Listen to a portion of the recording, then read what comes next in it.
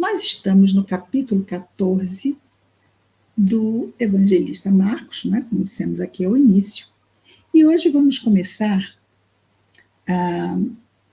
Jesus, né, está naquela semana, já a última semana que esteve entre nós, e no versículo 12 aqui do capítulo 14, vamos começar um subitem que trata sobre os preparativos para a Páscoa. Vamos lembrar que toda a Páscoa nós comemoramos, nós cristãos, por quê? Porque também para nós, o significado para nós é, sim, Helenice, Marcos capítulo 14, o versículo é 12, ok? Versículo 12. Então, vamos lembrar aqui que para nós cristãos o significado da Páscoa é diferente, dissemos isso já semana passada, dos judeus, que festejam, e Páscoa quer dizer libertação, festejam a libertação do cativeiro do Egito, né, a chegada, a transposição, a travessia do deserto e a chegada à terra prometida. E isto levou 40 anos, não é? Então, nós falamos aqui dos pães ázimos na semana passada, esses festejos da Páscoa judaica.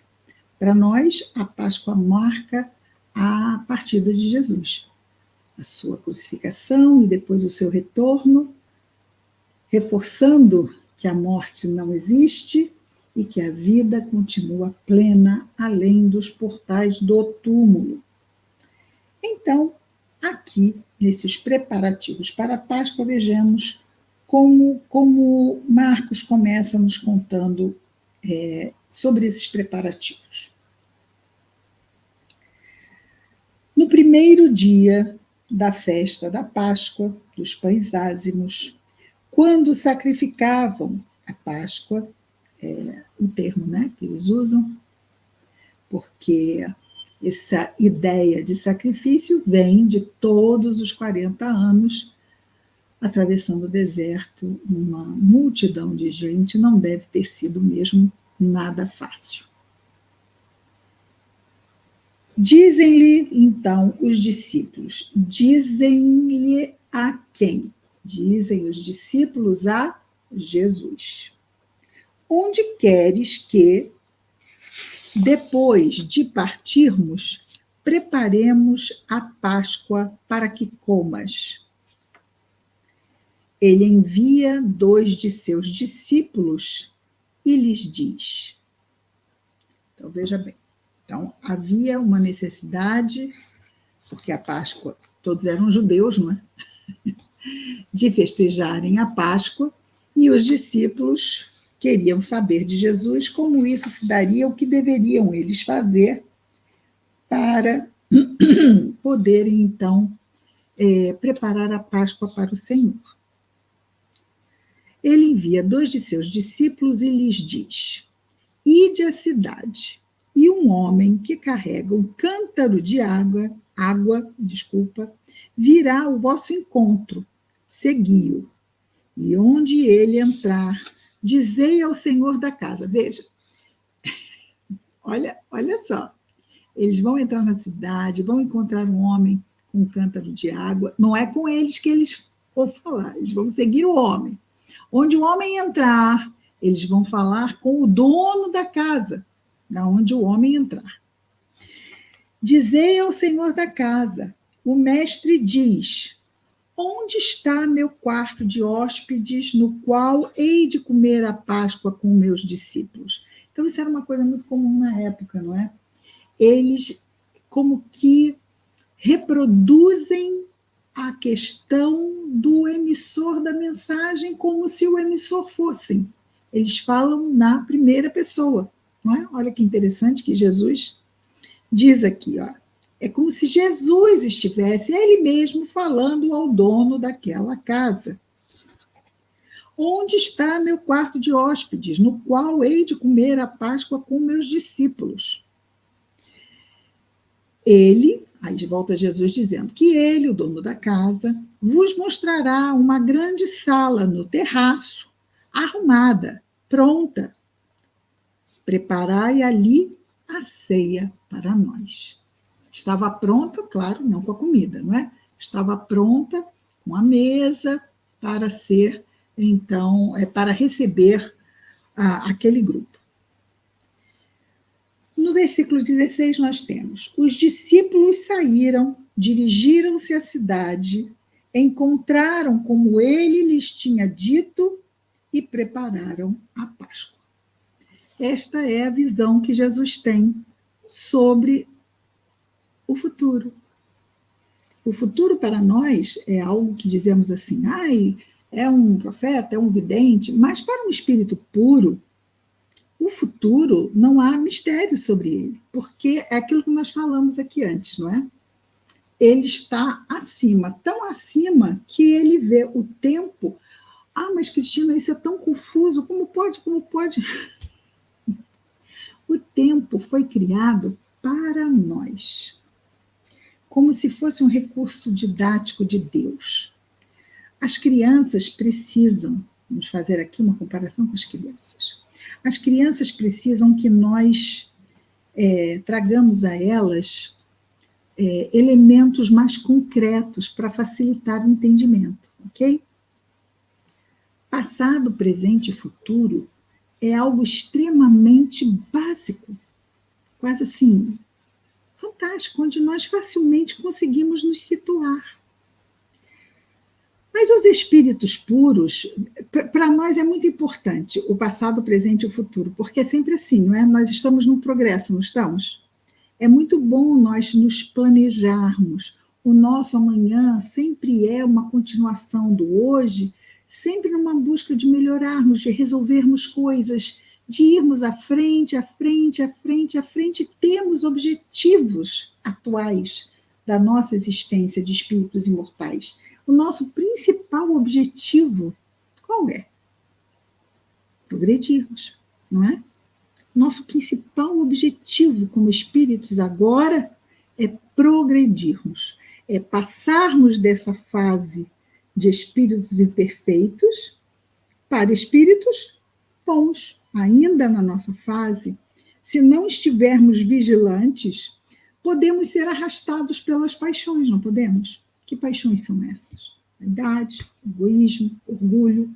Se não estivermos atentos, nós podemos, quando vê, já foi, já caímos.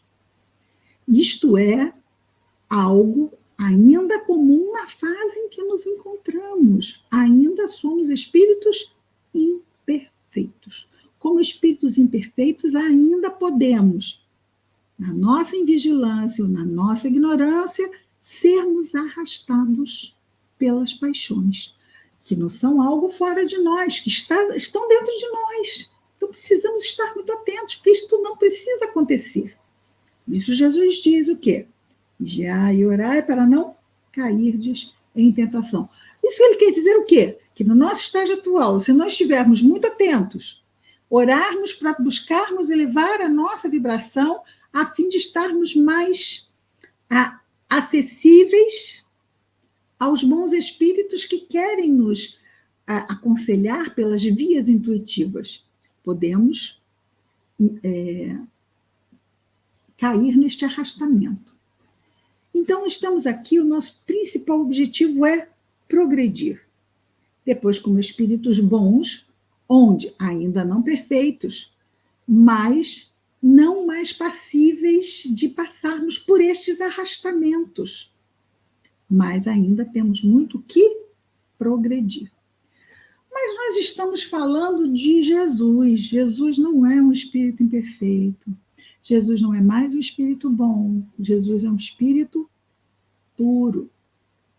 Como espírito puro, nós não temos noção. Veja, mas o que Jesus tem que expiar? Qual é a prova que ele ainda tem que enfrentar? Nenhuma. Jesus não tem mais nenhuma prova. Não tem mais nenhuma expiação. Ele não tem mais que provar nada por sua própria consciência. Ele já atingiu a perfeição relativa que nós, seres humanos, podemos alcançar. Sendo assim, essa ferramenta que Deus nos dá que é o tempo, a fim de nos organizarmos no nosso processo. O tempo é maravilhoso para nos organizarmos, não nos sentirmos perdidos ou confusos. Precisamos nos organizar.